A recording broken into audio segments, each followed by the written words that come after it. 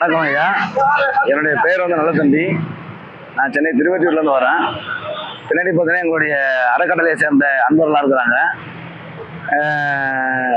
சென்னை அரசு ராஜீவ்காந்தி மருத்துவமனை வளாகத்தில் இருக்கிற மருத்துவ பயனாளர்கள், ஏழை எளியோர், ஆதரவற்றோர் போன்ற பலரையும் அணுகி அவங்களுக்கு தேவையான இந்த உணவு நம்ம கொடுக்குறோம். முதல்ல நாங்கள் யாருன்னு பார்த்தீங்கன்னா, யாக்கை சுடர் சமூக நல அறக்கட்டளை அப்படின்ற ஒரு அறக்கட்டளையை துவங்கி அதன் மூலமா பிற உயிர்களுக்கு உதவணுன்ற அந்த கொள்கையில ஈடுபட்டு இருக்கோம்.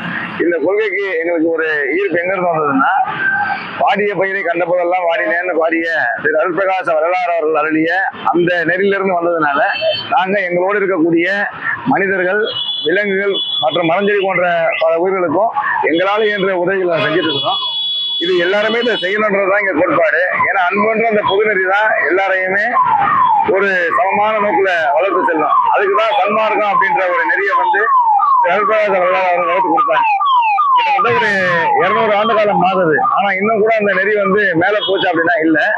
அதை எப்படியாவது மேற்கொண்டு போகணும் அப்படின்ற ஒரு சீரிய நோக்கத்துலதான் நாங்க இங்க ஒரு 20 பேர்கிட்ட கூடி எங்களால என்ற சொந்த பணத்தை போட்டு பிறர் கொடுக்கக்கூடிய நன்கொடையாலையும் இந்த உதவியை செய்யறோம்.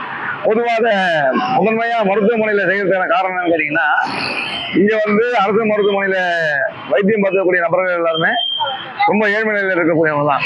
அவங்களுக்கு ஒரு 5 ரூபாய் 10 ரூபாய் மிகப்பெரிய தொகையா இருக்கலாம்.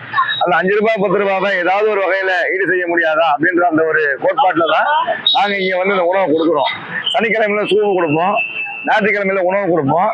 மற்ற நேரங்களில் பார்த்தீங்கன்னா சாலையோரம் இருக்கக்கூடிய வாயிலா ஜீவர்களுக்கு பிஸ்கட் போடுறது, அது நோய் தீக்கிறதுக்கு மருந்து கொடுக்கறது, இந்த மாதிரியான செயல்பாடுகளை நாங்கள் செய்யறோம்.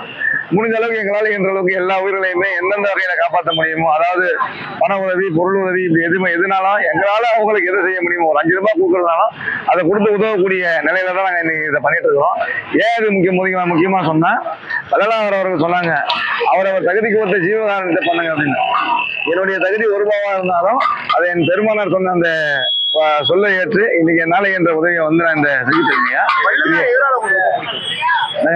வள்ளலார் எதனால ரொம்ப பிடிக்கும்னா, ஒரு இயல்பான தன்மையுடைய மனிதன்.